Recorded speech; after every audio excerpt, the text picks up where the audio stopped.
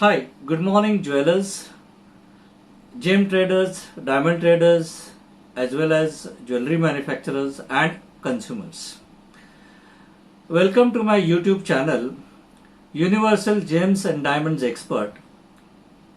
मैं हूं आपका प्रोफेशनल जेमोलॉजिस्ट और आज हम बात करेंगे जो डायमंड में जो फ्लोरोसेंस दिखता है उसका कारण क्या है और उसका ट्रेड में क्या इफेक्ट पड़ता है या मार्केटिंग या प्राइस में क्या फर्क पड़ता है, इसके बारे में आज बात करेंगे। लेकिन थोड़ा सा डिटेल में जाएंगे क्योंकि मैंने जितने भी वीडियोस देखे हैं फ्लोरोसेंस के ऊपर उसमें फ्लोरोसेंस क्यों होता है ये एक्सप्लेन मोस्टली मैंने एक्सप्लेन किया हुआ नहीं देखा है मोस्टली काफ़ी वीडियोस में, तो थोड़ा सा डिटेल में जाएंगे। तो बेसिकली फ्लोरोसेंस मतलब क्या, जेमस्टोन्स में फ्लोरोसेंस मतलब क्या, फिर वो डायमंड हो या कलर स्टोन्स भी हो। कुछ डायमंड्स या कुछ different types of colour stones जो है जब हम अल्ट्रावायलेट लाइट में पकड़ते हैं या अल्ट्रावायलेट लाइट में रखते हैं तो वो ग्लो होने लगते हैं। वो जो ग्लो है उसको फ्लोरोसेंस कहते हैं। And there is nothing wrong with having a fluorescence in gemstones or diamond. ये एक नेचुरल फिनोमिनन है, उसमें कोई गलत बात नहीं है।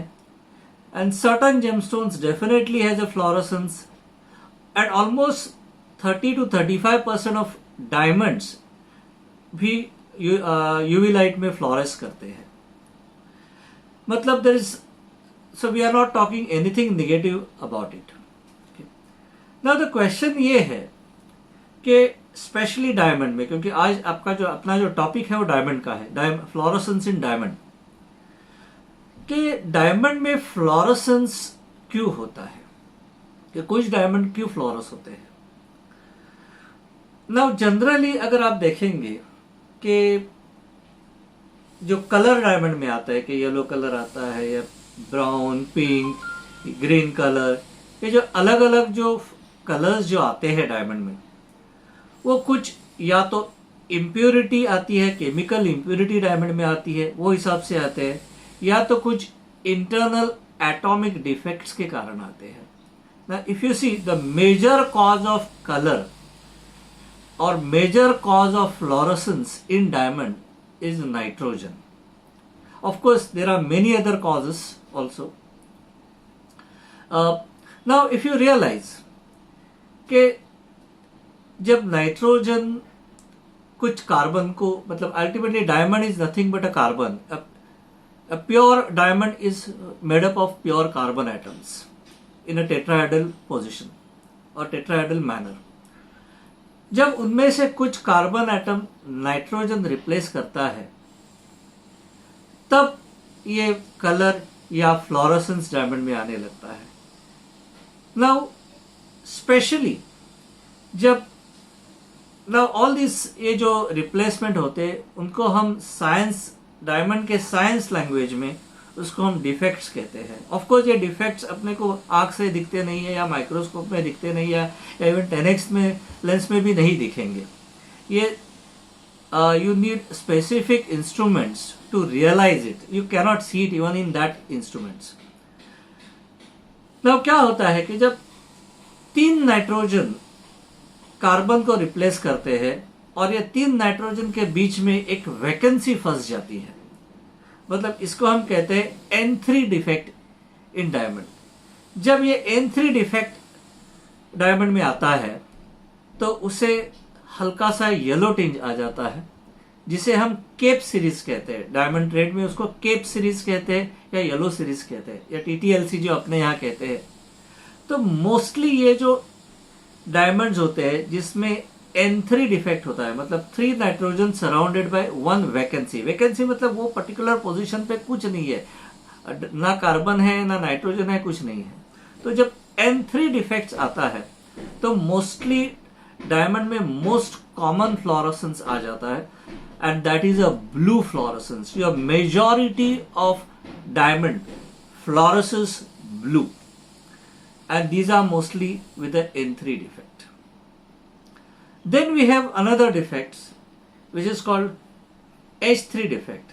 उसमें क्या होता है, दो नाइट्रोजन के बीच में एक वैकेंसी फंस जाती है, इसको H3 डिफेक्ट कहा जाता है.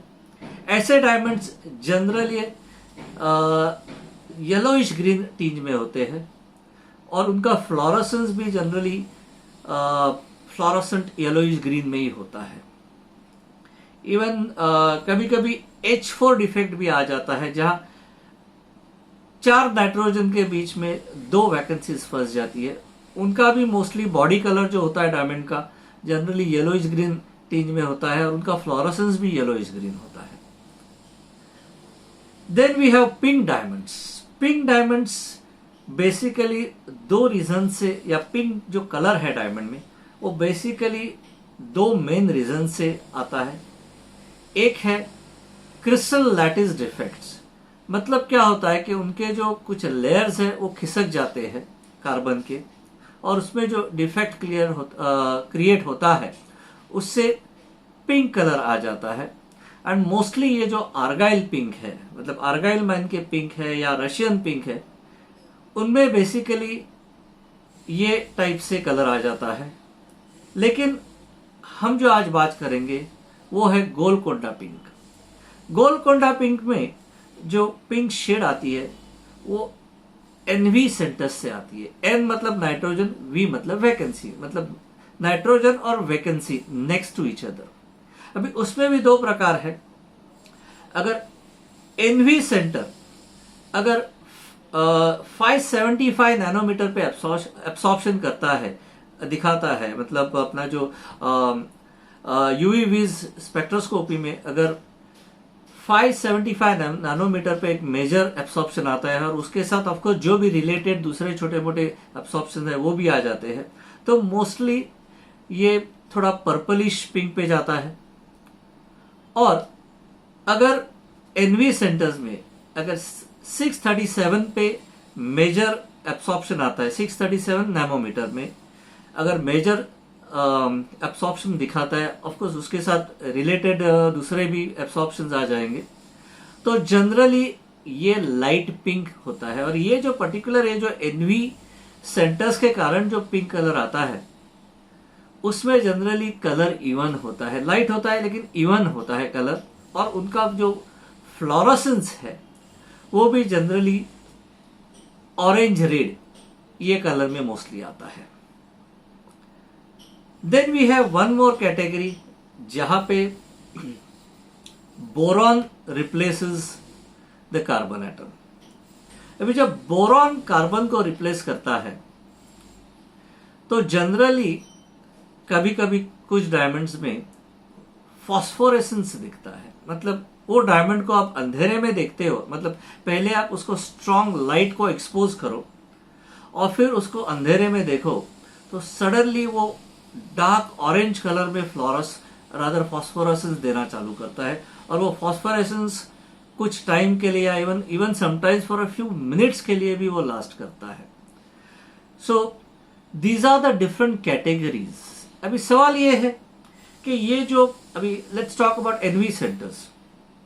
NV सेंटर्स नेचुरली भी डायमंड में आ सकते हैं और वो क्रिएट भी किए जा सकते हैं. मतलब आप अगर इरेडिएशन करके अनिलिंग करो तो भी NV सेंटर आ सकता है. अगर ये 637 वाला एब्सॉर्प्शन वाला जो है उसमें अगर एनेलिंग करके इरेडिएशन करके एनेलिंग करते हो या इवन HPHT प्रोसेस उसके ऊपर करते हो तो भी NV सेंटर्स डायमंड में क्रिएट हो सकते हैं. And these are mostly from type 2A diamonds. और वो जो आर्गाइल पिंक होते हैं ये मोस्टली टाइप 1A में आते हैं. So these are the different types of fluorescence जो हम डायमंड में देख सकते हैं. अभी सवाल ये है कि क्या डायमंड का ये जो फ्लोरोसेंस है उसका कोई इफेक्ट होता है डायमंड के रेगुलर लुक के ऊपर? हाँ, कभी होता है तो कभी नहीं होता है. क्योंकि फ्लोरोसेंस अगर आप देखोगे, फ्लोरोसेंस को 5 कैटेगरीज में इंटरनेशनली डिवाइड किया गया है. वो है रादर नॉन फ्लोरोसेंस, मतलब diamonds which are not fluorescing at all.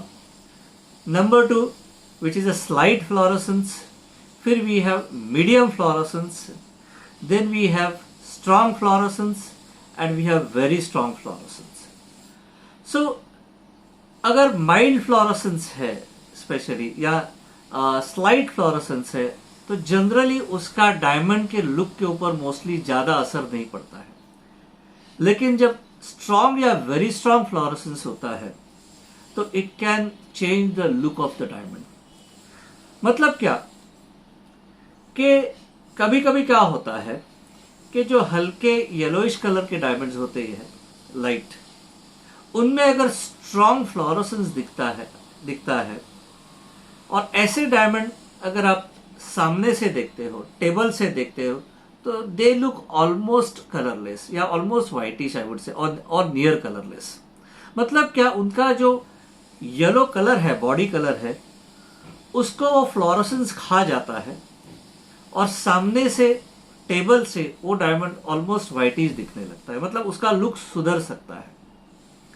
लेकिन उसके बाद उसके साथ और एक चीज आ सकती है कि उसमें से because of strong fluorescence stone में मिल्कीनेस आ सकता है या क्लाउडीनेस आ सकता है, and that can spoil or that can reduce the lustre of the diamond. And because of that such stones should be price, उनका जो प्राइस है उसके ऊपर वो मिल्कीनेस का असर होना जरूरी है। नाउ अगर स्पेशली फ्लोरेसेंस का जो इफेक्ट है उसका प्राइस के ऊपर जो असर होता है वो वाइट स्टोन्स और जो ऊंचे स्टोन्स है, VVS clean, VVS maximum VS, अगर वो वाइट स्टोन्स है, सॉलिड है स्पेशली, और उनमें अगर फ्लोरेसेंस पाया जाता है तो डेफिनेटली उसका जो असर है प्राइस पे बहुत ज्यादा पड़ सकता है। उसमें ऑलमोस्ट फिर लोग 40 to 50% डिस्काउंट भी मांग सकते हैं। लेकिन जो लोअर कैटेगरी ऑफ डायमंड्स है, मतलब शेड वाले, KLM और उसके नीचे के, और SI कैटेगरी, I कैटेगरी, उसमें अगर आप देखेंगे तो उसमें फ्लोरेसेंस का असर प्राइस में रिलेटिवली कम पड़ता है। तो वहां पे शायद 5% से लेके 15-20% तक प्राइस में फर्क पड़ सकता है। एट द सेम टाइम अगर आप देखेंगे जो छोटे डायमंड्स है, स्टार मेलेज जो है, वहां पे कोई फ्लोरेसेंस देखता ही नहीं है। इनफैक्ट अगर आप कोई सप्लायर के पास जाओगे और स्टार मेले मांगोगे और फिर उसमें बोलोगे कि नहीं इसमें कुछ डायमंड में फ्लोरेसेंस है, वो आपको वापस खड़ा ही नहीं करेगा। लेकिन फ्लोरेसेंस जनरली एक जब 30-35% के जब डायमंड्स हो जाते हैं, वहां से ऊपर फिर ये फ्लोरेसेंस का प्राइस पे इफेक्ट शुरू होता है। एंड स्पेशली अगर सॉलिटेज है तो definitely fluorescence has to be taken into consideration. अगर आप इन्वेस्टमेंट क्वालिटी के डायमंड्स ले रहे हो, when I say investment quality I mean higher qualities, तो आपको फ्लोरेसेंस डेफिनेटली देखना जरूरी है। There should be none fluorescence, so there should be no fluorescence at all. तो ही जब आप डायमंड कुछ सालों के बाद वापस बेचने की कोशिश करोगे तो उसमें से कोई कुछ 5-10% कम नहीं करेगा फ्लोरेसेंस के कारण। So that is why the fluorescence is very important, कि भले वो कौन सी भी कैटेगरी का हो, आपको फ्लोरेसेंस देखना जरूरी है कि फ्लोरेसेंस से स्टोन बेटर तो नहीं दिख रहा है और आप बेटर प्राइस तो नहीं दे रहे हो, और या तो फ्लोरेसेंस से स्टोन वीक दिख रहा है मिल्कीनेस के कारण, और उसके कारण आप प्राइस अगेन वापस शायद एज ए इन्वेस्टर आपके ध्यान में नहीं आए और आपसे ज्यादा प्राइस भी लिया जाए। तो ये देखना बहुत जरूरी है 4 C's के साथ, that means clarity, cut, colour और कैरेट के साथ डायमंड का फ्लोरेसेंस भी देखना उतना ही जरूरी है। फिर एक बात आती है प्रीमियम फ्लोरेसेंस, कि ये प्रीमियम या प्रीमियम डायमंड्स कहते हैं इनको। ये प्रीमियम डायमंड्स क्या है?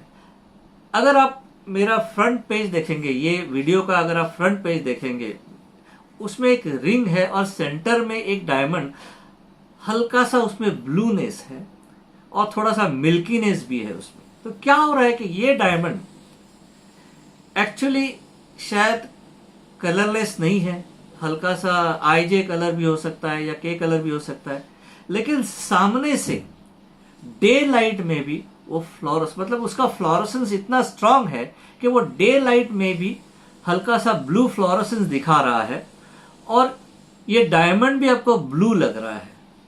तो यहां ध्यान रखना जरूरी है कि ऐसे डायमंड आप ब्लू डायमंड करके खरीदना नहीं चाहिए। सो these things also should be taken into consideration कि premium blue is not a genuine blue. It is because of fluorescence. It's a blue fluorescence which makes the diamond appear blue. So I hope ये जो fluorescence के ऊपर मैंने थोड़ा सा details दिया आपको, वो आपको पसंद आया हो। I am your professional gemologist in Zaveri Bazaar. आपको डायमंड के या कलर स्टोन्स के बारे में कुछ भी जानकारी करनी हो या आपको करियर बनाना है तो definitely we are having professional courses in diamond grading as well as in gemology, that is the colour stones identification. At the same time हम हमारे यहाँ हमारे लैब में colour stones, diamond, loose diamonds और diamond jewellery की reports भी दिए जाते हैं, तो उसका भी आप लाभ ले सकते हो।